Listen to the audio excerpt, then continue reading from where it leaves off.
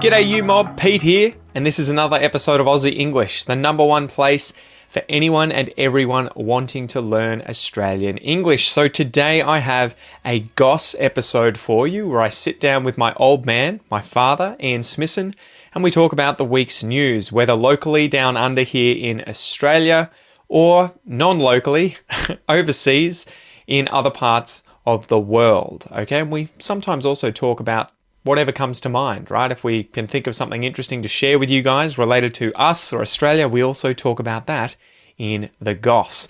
So these episodes are specifically designed to try and give you content about many different topics where we're obviously speaking in English and there are multiple people having a natural and spontaneous conversation in English. So it is particularly good to improve your listening skills.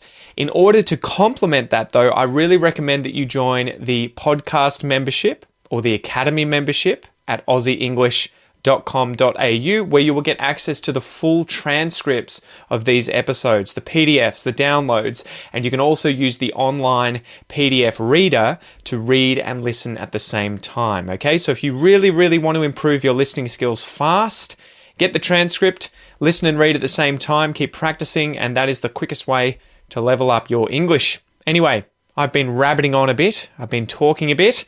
Let's just get into this episode, guys. Smack the bird, and let's get into it.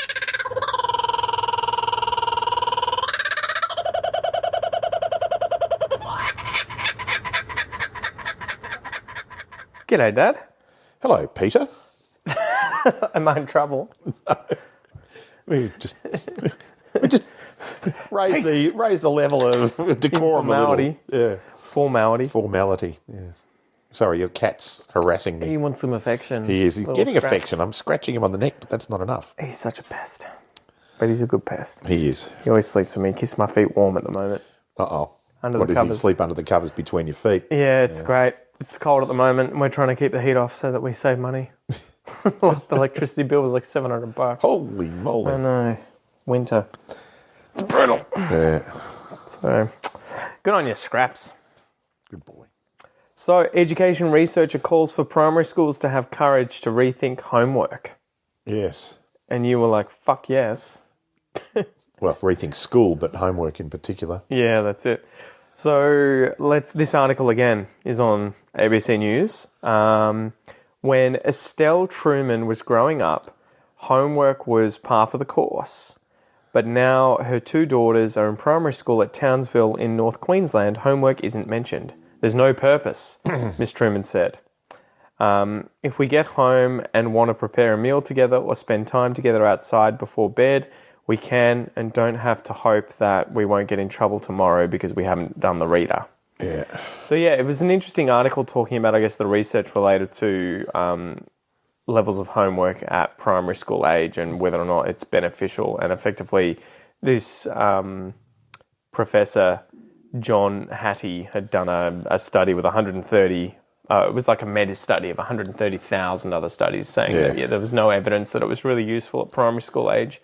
And you used to work as a high school teacher and I did. in the education industry. So I did indeed. how did you feel about homework in general, but also obviously at primary school versus high school? Well, I think there's a difference between, the distinction between primary school and high school is an artificial one in a sense that, they're very different forms of education, but that's a consequence of the way that life is taught at both ends. How did we end up with this division between primary school and high school? Because it seems arbitrary, as you say. Do you want the historical thing to it? You go to town. 2 generations older than me, most people did not go beyond what we would now call year 8 at school. And in fact, that was, a lot of them wouldn't have gone past year 6 or year 7. So they would have finished effectively primary school. They would have finished it effectively at what we call primary school. Yeah. High schools were considered for higher education to go on to professional careers, university study, those sort of things. Now that has been completely diluted and changed over 4 generations. Yeah. So we're left with this artificial construct of primary schools are structured in a particular way that, you start off as a 5-year-old in Australia, 5-year-old or 6-year-old, and you go to school, and then 7 years later you progress to a high school, and instead of being in effectively one class with one teacher, except for maybe art and sport and music, to being in 10 different classes with 10 different teachers over one summer. So that's an artificial change, but it's as a result of the history of the development of schools 150 years ago. Well, and I guess in the West we pretty much developed these schools to get people to be factory level workers, right?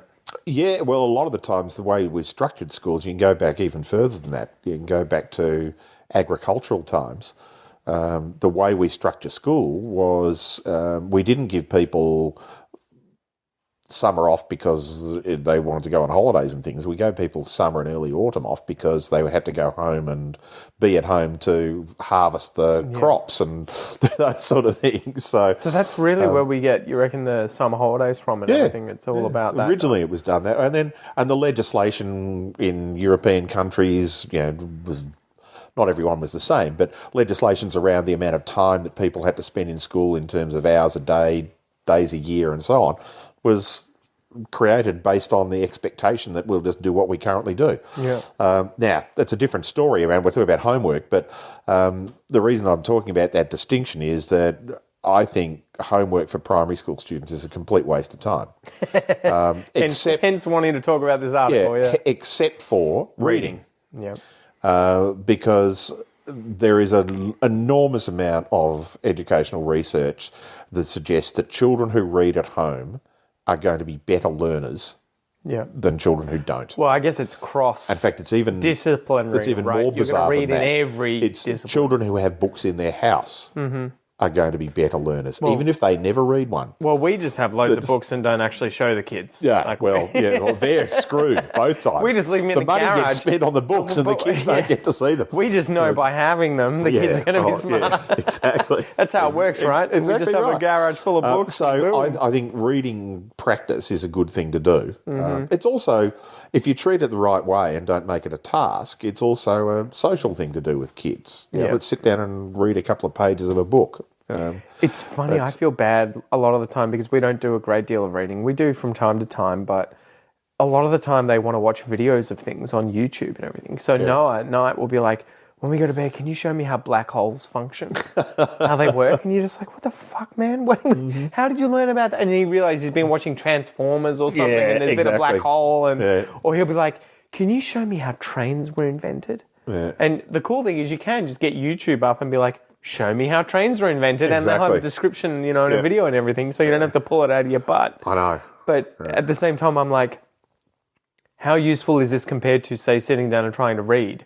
Is this the same quality time spent with your child in terms of education? It can be. It can be. As long as he's interested in asking questions, I imagine it's useful. But at that early stages of educational development, kids have to be able to read and write, or at least be able to communicate in a language.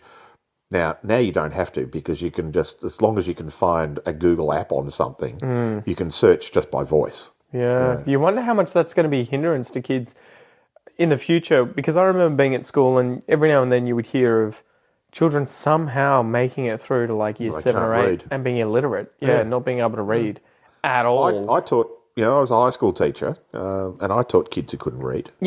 Couldn't read. When I left teaching, when you were, I'm trying to think, when I was 94, so you would have been about 7 years of age, and you and your sister were as good a readers as some of the kids that I was teaching in year 7 at school. Really? 12-year-olds. So... Jeez. So that I think that sort of engaging kids in learning experience is good homework, and setting tasks, as in saying your homework tonight is to do some reading, is fine. Yeah, setting them a sheet of arithmetic to do, is a complete waste of time. Well, I think that was part of the the argument in this article, but then also the whole that steals time away from family time, of engaging and having conversations. It's worse than a waste of time. Yeah, exactly. Yeah.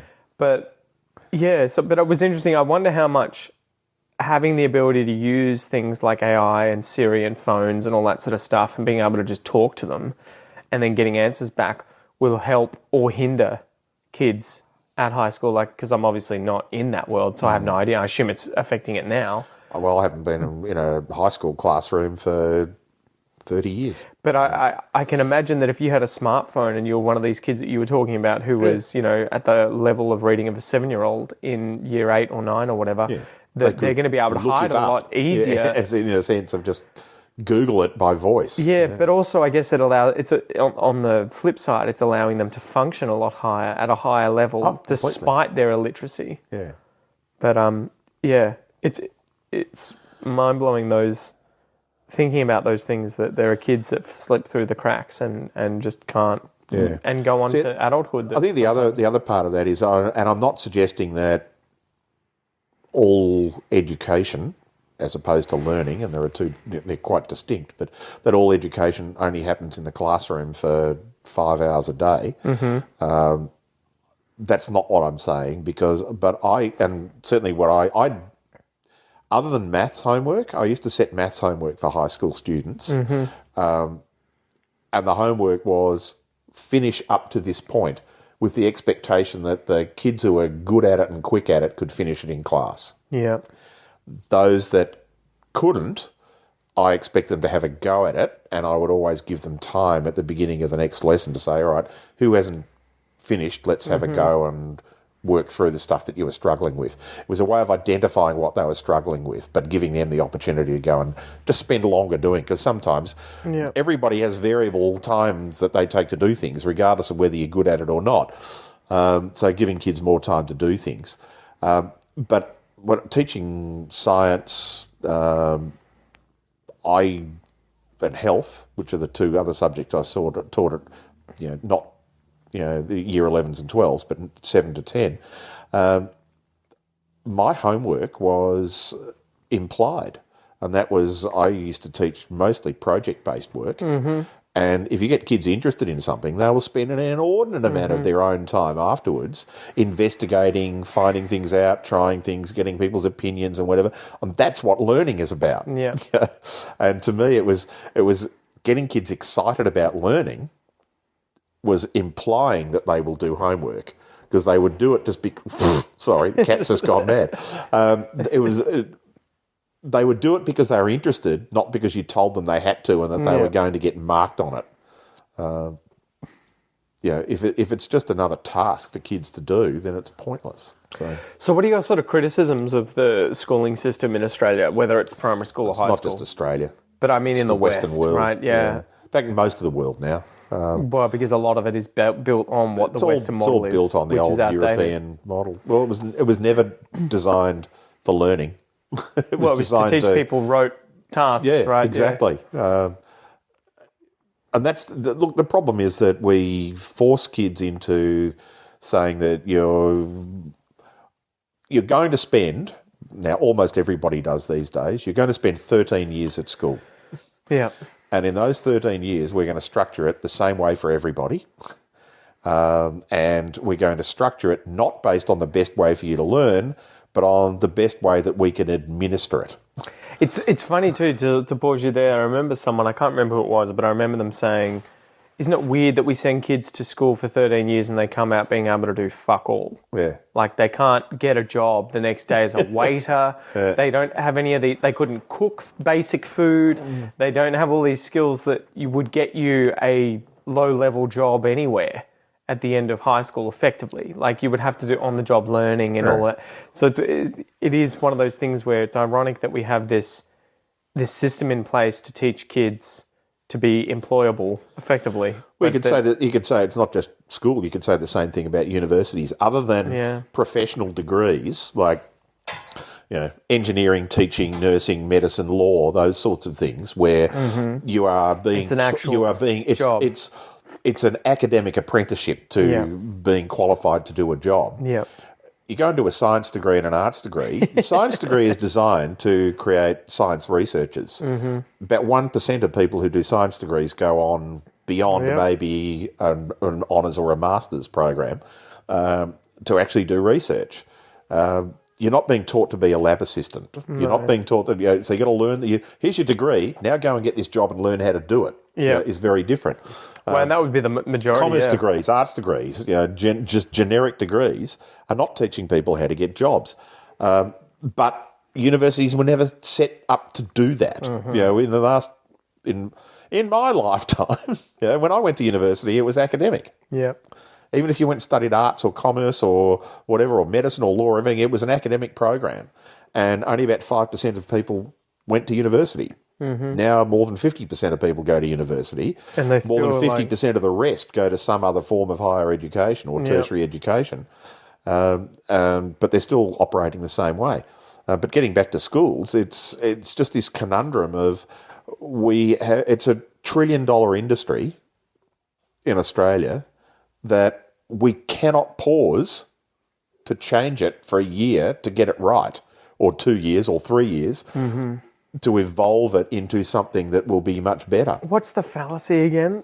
It is that thing of like, you would just have to deal with breaking the system for a short period of time to then improve it and be able to move upon. I call it touch typing thing. I have never learned to touch type. In order for me to learn to touch type, I would have to slow down and be a bad typist for months because I can type badly much faster than I could by learning. So I'm never going to do it. It's like, I remember where evolutionary biologists would talk about like adaptive landscape.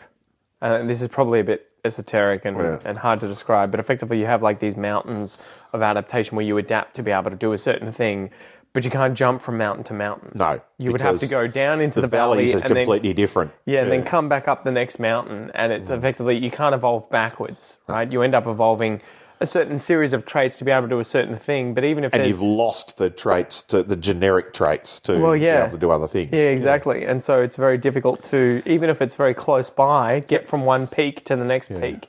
And that's what it would take. With education, you would need to go backwards for a short period of time. It even comes down to simple things like we assess kids and adults, and everything from young primary school age to university students. We assess them based on a standardised test, whether that test be a paper test or a task or whatever else, and you will be deemed as achieving the appropriate thing success or failure. You meet a standard in that test. And we give you a certain amount of time to do that in. So in the case of high school, you've got a year, so 40 weeks of school, to complete an amount of work to be deemed who have done Year 12 biology. I used to teach Year 12 biology. At the end of Year 12, students would be assessed. You got a mark from 0 to 100. Now, it's slightly different the way the scoring gets done, but effectively you're testing people and saying, if you get more than 50%, you're okay. Now, what you're saying is, if you can do half of it, that's a win. Because we assume that there's a limited amount of time. Yeah. If we had proper criterion referenced assessment in schools that says, you have to be able to demonstrate your capability to do these things. If you can do them in 3 minutes or 3 weeks or 3 months, that's what it takes. Yeah.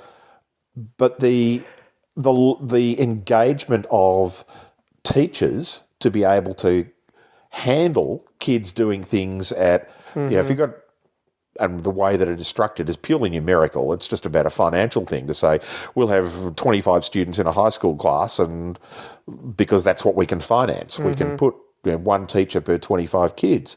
It would be impossible for a teacher to have 25 kids all operating in completely different timeframes. But also, we would say, well, Pete finished Year 12 biology, met all the assessment requirements for Year 12 biology, demonstrate his learning on all of the concepts and all the practical tasks and everything in 3 months. Now what do we do with him? He can go on and do something else. No, he can't. because that We would mean still you have need to to be be in paid. another class. Yeah. And that class hasn't started yet, and so on. So we've structured the way of learning around administrative ease, that everybody does the same amount of stuff for the same amount of time, and then at the end of that we say whether you achieved or didn't achieve. I remember being mind blown by certain people at school who were academically really intelligent, but then just like socially stupid, right? Like, or it would be the street smarts versus book smarts type thing. Because I remember there would be a few of my friends who got like 98 into score 99, and you knew, okay, they get it, they can study really well, and they memorize things incredibly well. Yeah. But then you would just be mind blown by how stupid they were in terms of just completely other Common sense. other usual things that would just be so simple, like interactions with friends, or just so many other areas of life. But they would be seen, because they had a good memory and they knew how to study, and they were, put a lot of energy into that, they would be seen as functioning well, and the rest of you not functioning well. People who weren't like that. Yeah. I remember it being like, this system doesn't feel like it supports other areas of intelligence. But we don't tend to teach meta skills like problem solving. Yeah. The people who it's memory based. The people who are good at problem solving do well. Yeah. But it's in spite of it, right? Yeah. But the people who are not good at problem solving never get taught how to do it. I say never. It's not the focus. And look, we used to teach. I mean, mathematics teaching has changed. So even over the time that I was teaching, and certainly since then, that there is more and more on problem solving and so on, not just rote learning how to solve an equation. Well, you used to talk about this with me, right? Oh, and me and my sister learning a lot differently from one another. Yeah. And I would be just like, give me the answer so I can work it out backwards. Yeah, you were a problem solver. She was a recipe follower. Yeah. And providing I showed her the recipe, she could just plug all the things in and do what you like. Your brain just didn't work that way. Well, I preferred for you to, I would be like, give me the final answer, and then I'm just going to keep doing this equation until I get that answer, and then I'll be like, that's how I do it. How to do it. Exactly. That was I'm going to go through multiple different paths, and I'll get the wrong answer multiple times, but then I'll get the right one, and I want to be able to just confirm. Yeah. But yes, obviously you can't do that on an exam. Well, the thing is, you should be able to. Yeah. But the resources required to be able to manage students like that, though, would be too expensive, right? Because you would need to, have... Well, it's more changing to be able to operate that way would be too expensive. Because we could operate that way. It would require more... a higher staff-to-student ratio to be able to do it. But and not it's already hugely overblown, more. Isn't it? It is, but not hugely more. It would require more, but in order to change it, you basically have to throw the entire school structure out and start again. And then, it's pretty radical too to suggest that. And I remember having an argument with when I was teaching science education at what is now the University of Melbourne. It was the Institute of Education at the University of Melbourne. Straight after it was the College of Advanced Education at Melbourne. And I was teaching science education there when the national curriculum was being developed. And I was asked to comment on the science curriculum that was being done. And I went through a tenth of it, and just sent some preliminary comments back saying this is a complete waste of time. Because you're not teaching science, you're teaching scientific content. Science is not memory. Yeah. Science is not just tell me the periodic table, just fill in the 100 and whatever it is now elements on the periodic table. This is just memory work. Could be colours, could be anything. It could be anything. It could be history. It's science is a process. Where in this are we teaching scientific process? Where are we teaching the scientific method? Where are we teaching children to create hypotheses, to understand what is a legitimate test of a hypothesis? It was funny that I didn't really understand much of that until I got to university. I know. And you're just sort of like, I've been doing biology since probably, year 7? And it used to drive me nuts. And I used to teach science like that. And you try and squeeze the curriculum into a way of teaching. It's actually teaching children to ask questions, to work out how are you going to know the answer to that. You did this thing once and you got this result. How do you know that that's not a mistake? Yeah. Well, we have to do it again. Correct. Replication. What does that mean? Well, but in this experiment that you did, how do you know that those three things weren't affecting the result? Oh, we have to work out what the effect of that. Exactly. All of those sort of things, we don't teach that in science. We still don't. And it drives me nuts because if you did that, science would be more attractive to everybody at high school. Because you're learning the basic concepts because you can apply that to anything. You're learning problem solving. Yeah. You're learning, it's the same thing about scientific literacy is not about how much science do I know. It's about how much science do I understand. When somebody tells me something, I've got the ability to go, I don't believe you. Prove it. Yeah. Show me the evidence. And that's true for everything. When you see the news at night on TV, you go, how do I know that's not just complete rubbish? That's somebody's opinion. Show me the evidence. Well, and that's just... To pause you there, that's one of those interesting things with the internet and with AI and everything that's all the more important now. It's the being able to verify information that you receive online, and it's going to be interesting to see what happens in the next few years just based on ChatGPT and all these other AI things, because so much of the information you're going to see, it's going to be like, how do you know that's actually real? How do you know that's a real person? How do you even know that that's... Exactly. That was really said. There are these deep fakes, there are all this sort of stuff. So you'd hope that it's going to be that skepticism and that logical problem-solving it's information literacy is really what it comes down to. Is that how do you believe what you see, hear, or are told? And we don't teach enough of that. I remember always having my mind blown with a lot of that stuff. Like, people get told something and they would come and tell you about it and you'd be like, why would you just assume that's true? Yeah. It sounds good. It's something you would like to be true, but how do you know it's true? Well, that's more often than not that people will believe what they want to believe.